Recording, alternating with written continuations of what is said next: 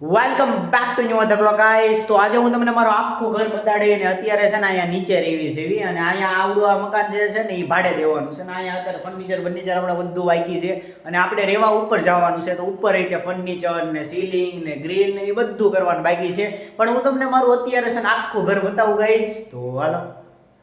તો જો ગાઈસ આ આખું મકાન છે બરોબર, આ બહારથી અને આ આપણે આખી શેરી છે. જો આ ગેટ આખો આ ગેટ જ ખાલી 2 લાખનો છે, તો આખો સ્ટીલનો છે અને પાછી 2 પરત આવે, એટલે હજી તો આ સ્ટીકર એ ઉખાડા નથી, નવું જ છે બરોબર. તો આખું આ બહારનો લુક ગાઈસ બરોબર. અત્યારે જો હવે આપણે આનથી એન્ટર થયા રેડી. અહીંયા તો 4 વ્હીલ પડી છે અને અહીંયા હજી એક ગાડી મૂકી છે, કારણ કે ઘરમાં છે મૂળ 4 જણા ને 4 ગાડીઓ છે પછી, એટલે અત્યારે અહીંયા પડી છે. અહીંયા 4 વ્હીલ પડી છે અને આ તો પાર્કિંગ હોય બહુ મોટું છે, અને હજી તો અહીંયા સીલિંગ ને એવું બધું આવશે ને એટલે બહુ મસ્ત બની જાય. સીલિંગ ને એવું બધું કરશું ને ત્યાં રેડી. આ જો આપણે એન્ટર થયા અને અહીંયા છે ને આ આખું મકાન છે ને ભાડે દેવાનું છે અહીંયા નીચે, અને આનથી આપણે ઉપર જઈએ ને ઉપર આપણે રહેવાનું છે, એ હું તમને આખું બધું બતાડું રહીશ. અને અત્યારે જો અહીંયા નાની એવી ચોકડી છે, અહીંયા ટોયલેટ બાથરૂમ છે, અને આપણે આનથી એન્ટર થયા.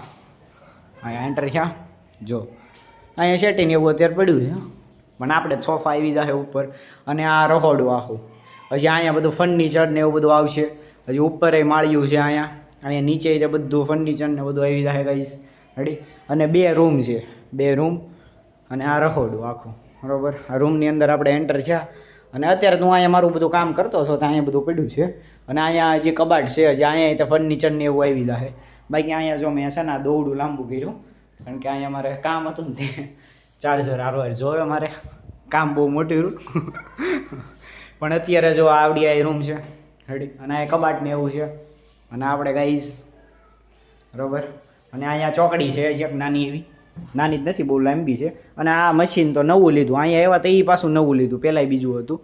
અને આવડી મોટી ચોકડી છે, અને આ એટલા માટે નાખ્યું કારણ કે પાછળ છે ને મકાન બને છે, તો અંદર બધું ઉડીને આવે નહીં એટલા માટે બરાબર. બાકી જો આ મકાન છે આખું રેડી.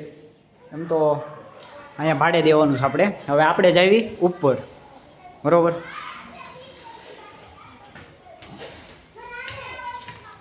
જો હજી અહીંયા તે ફર્નિચર આવી જાય ને તો અહીંયા બધું વાંચીનું બીજું બધું થઈ જાય. આ એવા આપણે આપણા મકાનમાં પહેલાં માળે બરાબર. અત્યારે તો જો ધૂળ કારણ કે હજી બધું સાફ કરીને ફર્નિચર ને સીલિંગ ને અહીંયા બધું આવી જાય ને બહુ જબરદસ્ત મકાન બની જાય. અને અહીંયા તો સૌથી પહેલાં છે ને ટીવી લગાડવાની છે, અને અહીંયા તે બધું આવી જાય ફર્નિચર બધું સીલિંગ વિલિંગ અહીંયા મસ્ત કરવાનું છે આપણે, લાઇટિંગ વાઇટિંગ બધું. અને આ મંદિર છે, અહીંયા મંદિર આવશે બરાબર.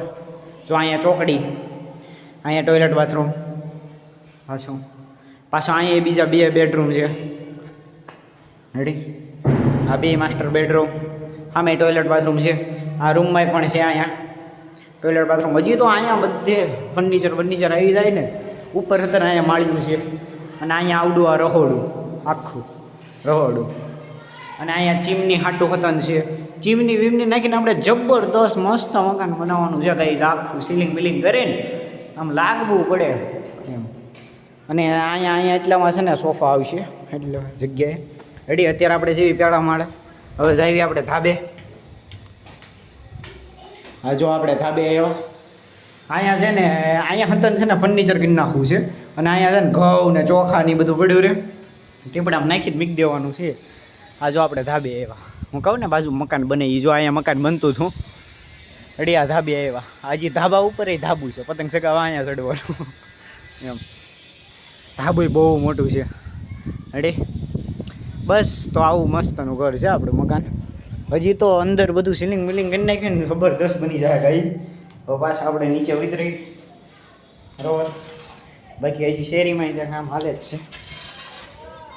જો અહીંયા હજી તો આપણે મસ્ત કરી નાખશું ને મકાન.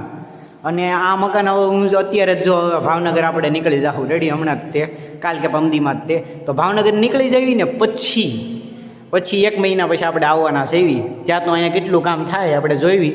અને બીજું કે ખબર નહીં, આ લગભગ દિવાળી સુધીમાં મકાન તૈયાર થઈ જાય આખું, અને થઈ જાય તો સારું, ન થાય તો એ કાંઈ વાંધો નહીં, પછી કરી નાખશું આપણે. બાકી આપણે નીચે તો રેવી જ છીએ અત્યારે, એમાં કંઈ વાંધો છે નહીં ગાઈસ બરાબર. જો આપણે પાછા પાર્કિંગમાં આવ્યા બરાબર.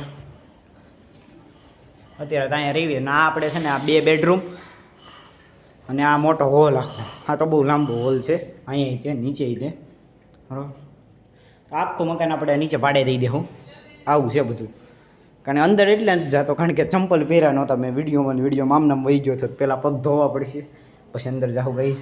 ગાઈસ જેટલું શૂટિંગ કર્યું ત્યાં પરસેવો વળી ગયો કારણ કે ગરમી એટલી છે અને ઘર તો આખું બહુ મોટું છે અને બાકી બધો હજી તો ખર્ચો કરીને બધું આમ 1+ પડી જાય આરામથી. અને અત્યારે હવે છે ને ભાવનગર માટે નીકળવાનું છે ગાઈસ આપણે આ સાંજે જ તે. તો મેં કીધું આજ આખું બધું ઘર બતાવી દઉં ને એનો એક બ્લોગ બની જાય એટલા માટે. તો આ સાંજે આપણે ભાવનગર નીકળી જઈએ ત્યાં એક્ઝામ દેવા જઈએ છીએ. અત્યારે રજા પડી હતી વાંચવા માટે તો અત્યારે હવે રજા પૂરી થઈ ગઈ તો હવે ત્યાં જઈને એક્ઝામ દઈ દેવી. 1 મહિનો એક્ઝામ હાલ છે તો એના હજી 4-5 બ્લોગ મૂકીશું આખા એક્ઝામમાં આ તે બધું. અને પછી પાછા આવીને પાછું વેકેશન પડશે તો એ રીતે મોજ કરવાની છે આપણે બરોબર. તો બસ આજ માટે એટલું જ. તો ત્યાં સુધી હસતા રહો, ખેલતા રહો, આબાદ રહો, સલામત રહો. ફરી પાછા મળીએ નવા બ્લોગમાં. બાય.